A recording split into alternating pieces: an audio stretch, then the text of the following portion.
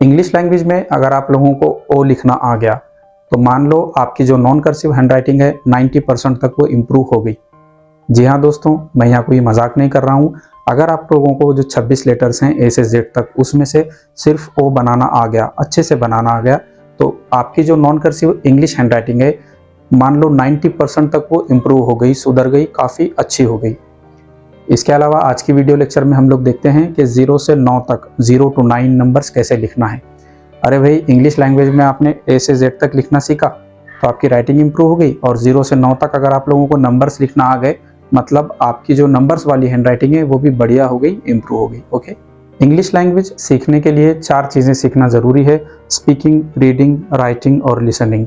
अगर आपकी लिसनिंग बहुत अच्छी है, आप किसी को भी इंग्लिश बोलते हुए अगर सुने तो समझ सकते हैं, लेकिन बोल नहीं पाते, तो कहीं ना कहीं आप लोग फेल हैं। अगर आप लोग इंग्लिश अच्छे से पढ़ लेते हैं लेकिन लिखने का टाइम आया तो आपकी इंग्लिश कोई पढ़ नहीं पाता है, ख़राब हैंडराइटिंग है आपकी, तो भी कहीं ना कहीं आप लोग फेल है। अरे भाई, अच्छी हैंडराइटिंग की किसी ज़रूरत नहीं होती। और अगर हम लोग बात करें स्टूडेंट्स की, तो ख़ास तौर से स्टूडेंट्स को अच्छी हैंडराइटिंग की ज़रूरत है। इस एक वीडियो लेक्चर के थ्रू आप लोग बिफोर और आफ्टर वाला डिफरेंस देख सकते हैं, यानी वीडियो के पहले आपकी नॉन कर्सिव हैंडराइटिंग कैसी है और वीडियो के बाद आपकी नॉन कर्सिव हैंडराइटिंग कैसी होगी, ये आप लोग यहाँ पर देख सकते हैं। इसलिए मैं कह रहा हूँ क्योंकि स्टूडेंट्स ने मुझसे कहा है कि सर जी, हमने वीडियो के पहले राइटिंग लिख कर देखी और वीडियो के बाद देखी, तो हमें इस एक वीडियो से काफ़ी फ़ायदा मिला है, हमारी हैंडराइटिंग चेंज हुई है। स्वागत है दोस्तों आप लोगों का Jeffy free English speaking class में। आज डे 11 है, यानी 11वां दिन है, और हम लोग नॉन कर्सिव हैंडराइटिंग इस टॉपिक को लेकर इस वीडियो में डिस्कस करेंगे। अगर इससे पहले के लेक्चर्स आप लोग नहीं देख पाए हैं तो हमारा जो चैनल है जेफी, उस पर आप लोगों को एक प्लेलिस्ट मिलेगी, फ्री इंग्लिश स्पीकिंग क्लास, जेफी फ्री इंग्लिश स्पीकिंग क्लास। वहाँ पर आप लोग बची हुई वीडियोस देख सकते हैं, 1 से 10 नंबर तक की, या इसके बाद की जो भी वीडियोस रहेंगी मैं उसी प्लेलिस्ट में डालूंगा। So without wasting any further time, come on, let's get into the video. तो डियर स्टूडेंट्स, जैसे कि मैंने कहा कि अगर एक मर्तबा एक टाइम आप लोगों को ओ ये बनाना आ गया तो बाकी लेटर्स आप आराम से बना सकते हैं। तो यहाँ पर देखिए, मान लो कि आपको ओ अच्छे से बनाना आता हो, बिल्कुल इस तरह का परफेक्ट, तो इसकी हेल्प लेकर के आप ए कैसे बनाएंगे। आपने स्टार्ट करना है यहाँ से। ओके, अब देखिए ये पूरा सर्कल है एक, ठीक है, लेकिन अगर हम यहाँ से तो यहाँ तक का पार्ट लें तो ये ऑलमोस्ट 80% होता है, ठीक है। तो 80% सर्कल को आप लोगों ने मिलाना है। यहाँ से अगर हम लोग स्टार्ट करते हैं, ये 80% को मिलाना है और फिर खड़ी लाइन से इसे कट करना है यहाँ से। ये हो गया आप लोगों का ए। ओके, किसकी हेल्प लेकर के बनाया है आप लोगों ने, इससे ओ इसकी हेल्प लेकर के बनाया है। बी को भी ठीक वैसे ही बनाना है। यहाँ से स्टार्ट करते हैं हम लोग और इसे हमने 80% में कट किए हैं, ठीक है। जिस तरह से ये कर्व लेफ्ट में बना था, हम ये वाला कर्व राइट में बनाएंगे। ओके, ये देखिए ये बनाया हम लोगों ने कर्व, ये हो गया बी। आगे हम लोग देखते हैं सी किस तरह से बनाना है।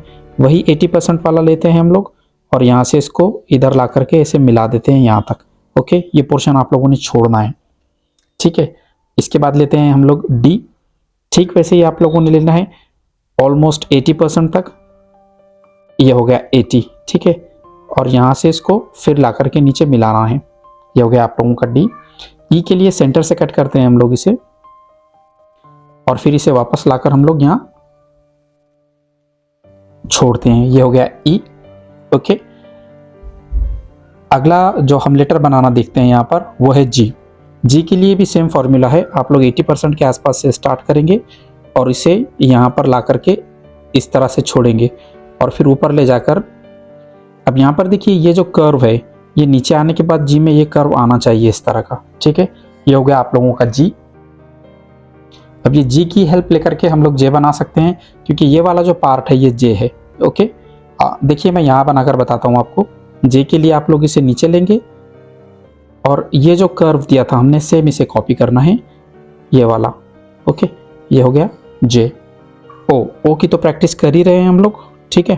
तो अगर आप लोगों को ओ बनाना आता है तो 0 बनाने में भी आपको बिल्कुल हेल्प इसकी मिल जाएगी। पी के लिए भी यही फॉर्मूला है। पी के लिए यहाँ से खड़ी लाइन लेना है आप लोगों ने। ओके, और फिर ये 80% वाला हमारा जो फॉर्मूला है वो लगाते हैं हम लोग। ये हो गया पी। ओके, क्यू के लिए यहाँ से हम लोग इसे इस तरह बनाते हैं और इसे नीचे लेकर के ये हो गया क्यू। ओके, एस बनाने में भी ओ से हमको हेल्प मिल सकती है। यहाँ देखिए इस तरह से लेकर आप बनाएंगे, नीचे ले जाएंगे और इसे यहाँ पर लाकर ओके एक प्यारा सा यहाँ पर एस बन सकता है। वाई बनाना है तो वाई में भी यहाँ पर हम लोगों को हेल्प मिल सकती है। ये देखिए इस तरह से आप लोग वाई बना सकते हैं, और जो जी में हमने कर्व दिया था, जो जे में दिया था, वही कर्व हम लोग वाई में देंगे यहाँ पर।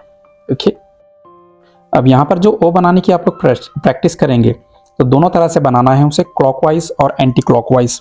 क्लॉकवाइज किसे कहते हैं आप लोग और एंटी क्लॉकवाइज किसे कहते हैं? ये देखिए एंटी क्लॉकवाइज ये होता है, यानी जिस तरह से घड़ी के कांटे जो है मूवमेंट करते हैं हम लोग उसकी अपोजिट डायरेक्शन में बनाते हैं, वो हो गया एंटी क्लॉकवाइज। और क्लॉकवाइज के लिए हम लोग क्या करते हैं, जिस तरह से क्लॉक मूव करती है ठीक वैसे ही ओ बनाते हैं। ये देखिए ये होगा क्लॉकवाइज। मैं इसलिए कह रहा हूँ एंटी क्लॉकवाइज क्लॉकवाइज, क्योंकि कभी कभार हम लोग क्या करते हैं एंटी क्लॉकवाइज ओ बनाते हैं, जैसे कि क्यू बनाने के लिए हम लोगों ने एंटी क्लॉकवाइज लिया, और कभी कभार हम लोगों को क्लॉकवाइज बनाना पड़ता है, जैसे कि पी। यहाँ पर हमने ये लाइन खींची और ये क्लॉकवाइज हम लोगों को यहाँ पर बनाना होगा। ठीक है, तो जब आप लोग सर्कल बनाएं तो दोनों साइड से कोशिश करें, जैसे कि ये एंटी क्लॉकवाइज हो गया आपका, और ये वाला जो होगा ये कैसे होगा, इसे हम लोग कहते हैं क्लॉकवाइज। ओके, इसके अलावा और एक लेटर है जिस पर आप लोगों को मेहनत करनी है, वो है एम। एम पर मैं मेहनत के लिए क्यों कह रहा हूँ क्योंकि अगर एम आपका सही होता है तो बाकी दो लेटर आपके करेक्ट हो जाएंगे। ये देखिए एम कैसे बनाते हैं हम लोग, ये एक स्ट्रेट लाइन ड्रॉ की हम लोगों ने, और ये इस तरह से यहाँ पर एम हो गया हमारा। और एन क्या होता है एक्चुअली, एन होता है हमारा आधा एम।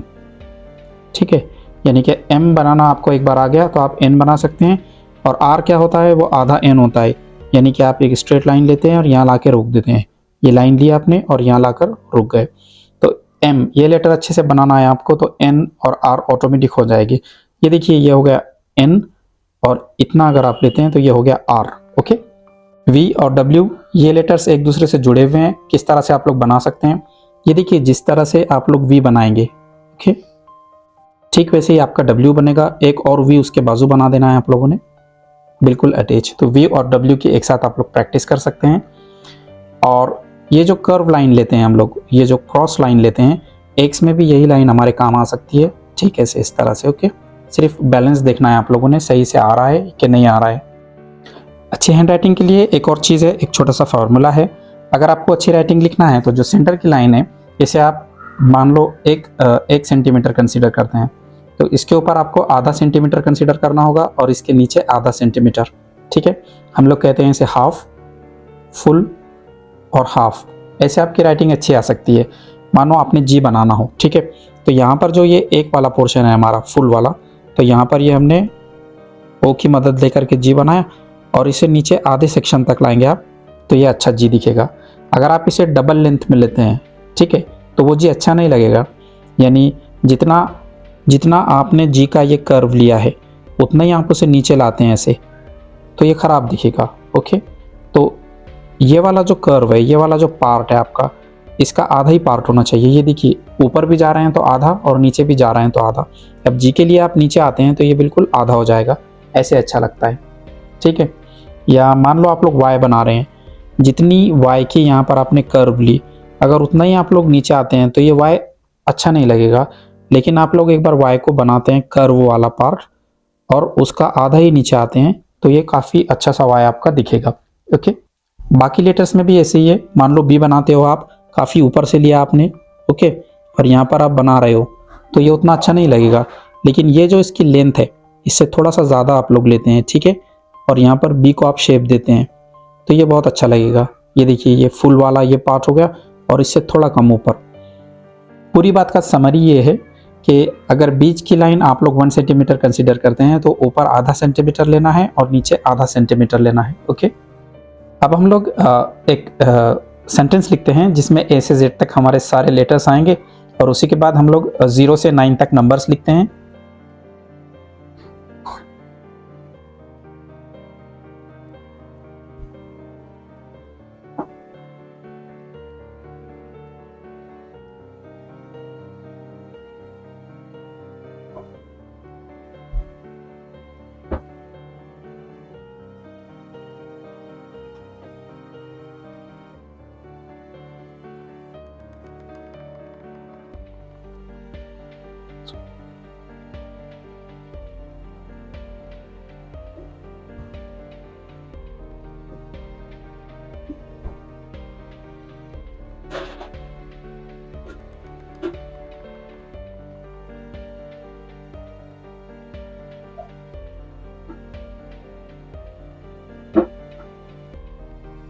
आप लोग देख सकते हैं F का जो सेंट्रल पार्ट है ऊपर का उसका आधा ही है, या P का जो सेंट्रल पार्ट है तो ये वाला पार्ट उसका आधा ही है। वैसे ही G का जो सेंट्रल पार्ट है उसके नीचे आधा ही है। पूरी बात का मतलब ये है कि अगर सेंटर का पार्ट आप लोग 1 सेंटीमीटर कंसीडर करते हैं तो नीचे आधा सेंटीमीटर और ऊपर आधा सेंटीमीटर आप लोग कंसीडर करेंगे। ओके, अब यहाँ पर नंबर्स लिख के देखते हैं हम लोग।